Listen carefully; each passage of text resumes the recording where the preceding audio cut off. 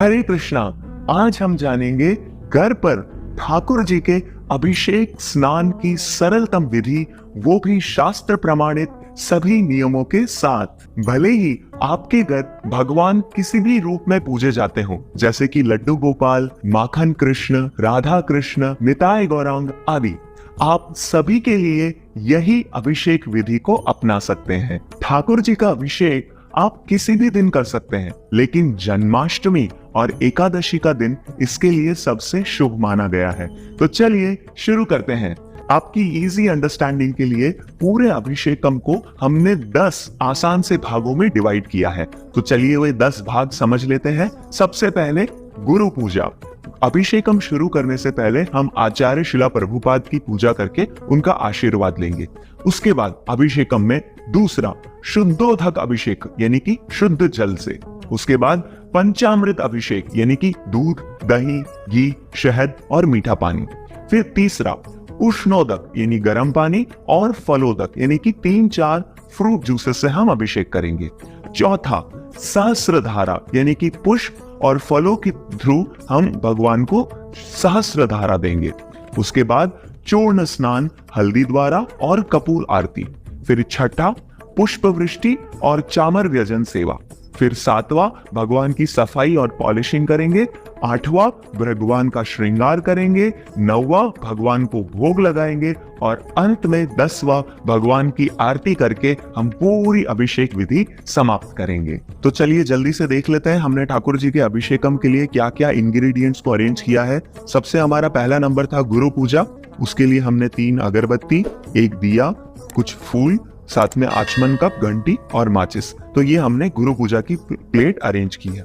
दूसरा शुद्धोदक और फलोदक स्नान। इसके लिए हमने शुद्धोदक के लिए साफ पानी लिया है, इसमें आप चाहे तो गंगा जल मिला सकते हैं।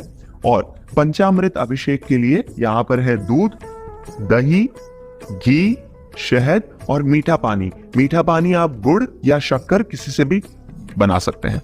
उसके बाद उष्णोदक स्नान के लिए यहाँ पर इसमें गर्म पानी लिया है। फिर फलोदक अभिषेक के लिए हमने यहाँ पर 4 फ्रूट जूसेस लिए हैं। साथ में भगवान को ड्राई फ्रूट की माला पहनाने के लिए यहाँ पर एक चेरी की माला बना रखी है। फलोदक को हम लास्ट में नारियल पानी से भगवान का अभिषेकम करेंगे। इसके साथ हमारा उष्णोदक और फलोदक अभिषेक पूरा होगा। उसके बाद सहस्त्रधारा के लिए इस छलनी के माध्यम से भगवान को पानी की धाराएं दी जाएगी, इसलिए हमने फ्लावर्स और फ्रूट्स और पानी के साथ सहस्त्रधारा यहाँ पर अरेंज की है। उसके बाद हल्दी के साथ भगवान को चूर्ण स्नान देकर उनका कुमकुम लगाया जाएगा, कपूर आरती और उनको माला पहनाई जाएगी। चूर्ण स्नान होने के बाद भगवान पे पुष्प वृष्टि की जाएगी, इसलिए हमने 4 अलग अलग तरह की फूलों की पत्तियां तोड़कर रखी है। आप चाहे तो 3, 4, 5 कितने भी तरह के फूल यहाँ पर अरेंज कर सकते हैं। पुष्प वृष्टि के बाद भगवान को चामर और व्यजन सेवा दी जाएगी। ये सब होने के बाद भगवान को हम पॉलिशिंग सफाई करेंगे। उसके लिए नींबू और चंदन का पाउडर हमने अरेंज किया है।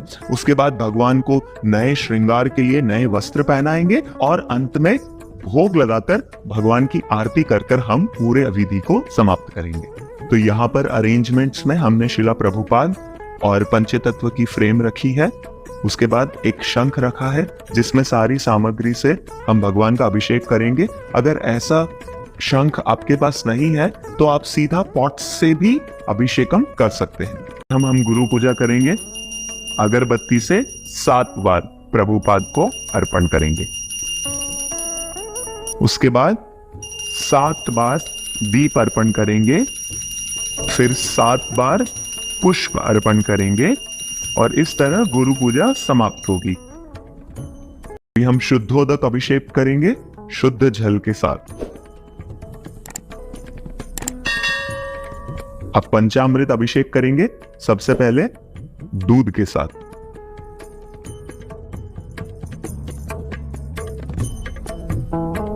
फिर दही से,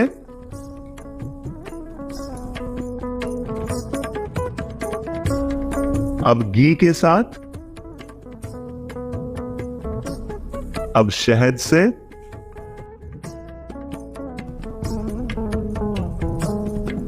और अंत में मीठा पानी के साथ हमारा पंचामृत अभिषेक संपूर्ण हुआ। उष्णोदक अभिषेक करेंगे गर्म पानी के साथ। अब फलोदक अभिषेक के पहले आप चाहे तो ठाकुर जी को एक ड्राई फ्रूट्स की, कोई भी ड्राई फ्रूट्स की सुंदर सी माला पहना सकते हैं। अब फलोदक अभिषेक में हमने 4 फ्रूट जूसेस लिए हैं। पहले हम पपीते के जूस से भगवान का अभिषेक कर रहे हैं। उसके बाद मौसम्बी का जूस, आप कोई भी फ्रूट जूसेस यूज कर सकते हैं। ये अनार का जूस और ये केले का जूस, और अंत में नारियल पानी के साथ फलोदक अभिषेक को संपूर्ण करेंगे। इसके बाद हम फूलों से सहस्त्रधारा देंगे। उसके बाद फलों के ऊपर से सहस्त्रधारा। फलों की सहस्त्रधारा होने के बाद आप चाहें तो ये सभी फल प्रसाद रूप में दूसरे जो लोग भक्तगण अगर अभिषेकम अटेंड कर रहे हैं तो उनके बीच में बांट सकते हैं। अब आप ये ड्राई फ्रूट्स की माला निकालकर प्रसाद रूप में बांट सकते हैं। अब हम हल्दी लेपन, हल्दी स्नान करेंगे, एक कंकु का तिलक करेंगे, एक माला पहनाएंगे और फिर भगवान की कपूर आरती करेंगे। उसके बाद हम शुद्ध जल से इनका हल्दी लेपन हटाएंगे। इसके बाद हम पुष्प वृष्टि करेंगे। पुष्प वृष्टि के बाद हम भगवान को चामर और व्यंजन सेवा देंगे। ठाकुर जी का अभिषेक समाप्त हुआ। इसके बाद अब हम इनकी साफ सफाई और पॉलिशिंग करेंगे। अब पॉलिशिंग के लिए हम नींबू और चंदन पाउडर का यूज करेंगे। तो नींबू लेकर कोमल हाथों से भगवान के शरीर पर मलेंगे। चंदन का पेस्ट लगाकर थोड़ा मलेंगे। इस तरह चंदन पेस्ट का यूज करके हमने अच्छे से मल दिया है। अब पानी से साफ कर लेंगे। इस तरह से हमारे पॉलिशिंग का पार्ट भी कंप्लीट हुआ। अब ठाकुर जी का अच्छे से श्रृंगार कर देंगे।